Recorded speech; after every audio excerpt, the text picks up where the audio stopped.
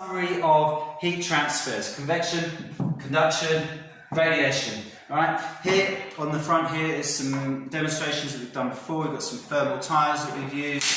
We have a stick that's got metal and wood that we've seen before, and also some thermal expansion. Don't forget wooden handles to stop the heat from being conducted by the metal through my hand. We've seen all those, we're going to summarise. Conduction, ladies and gentlemen, is through solids. You can draw a diagram of something that's solid. You can draw your particles. Remember that your particle model for a solid, the particles should be touching. But in fact, we're just separating them a little bit because nothing is really touching. You'll learn that when you know about your electrons and things, right? We can heat that, and what's going to happen, these particles are going to get hot, and they're going to start moving back and forth, and they're just going to hit the next ones along and continue to heat the others. Remember that when something's warm or hot, it can move, it gets more energy, and the cold ones are down here. That's conduction.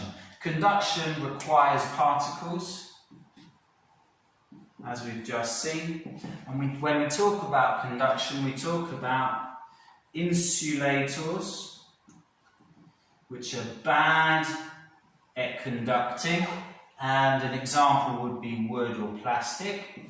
And when we talk about conduction, we talk about conductors, which are good at transferring energy, and yes, you've guessed it, metals are good. That's your conduction summary. 3 things there, 4. Moving on to convection, we heated some water with some dye, and it caused a convection current, and we saw how the dye spread through the liquid. We also looked at why we should light a fire in a mine. There are also ocean currents that we talk about when we talk about convection. So, what's convection about? It's in liquids and gases. Again, we require particles. Particles heat up and move around.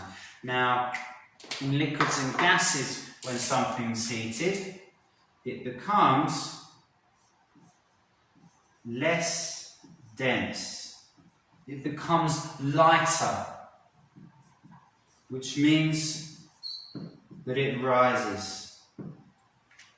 Yeah? And when you have hotter things, you're going to have cooler things. And that cooler air is more dense because it has less energy. The particles don't move as much, so they're closer together. So they're more dense, they're heavier, and they tend to sink. And what you get as a result is the colder things, air or liquid, moving into the space where the hotter things were. And that is known as a convection current. Alright, that's that one. Let's move on to the last one. This is radiation. We transferred some heat from a heater onto some coloured panels. They're metal, but they're painted, and we saw how the black absorbed the heat more and melted the pins. Now, there's something that is very different about radiation, and that is that it doesn't require particles.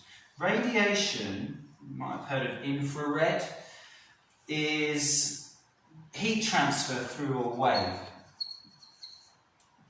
That wave can travel through a vacuum. When I say vacuum, I mean no particles. And that's how we get our heat from the sun. There's the earth, heat from the sun. Radiation, wave, electromagnetic spectrum, if you want to look that up, can travel through a vacuum, doesn't require particles. There's one more thing quickly before we turn our video off, and that is to know that you have absorbers of radiation, which are usually black materials, and you have emitters.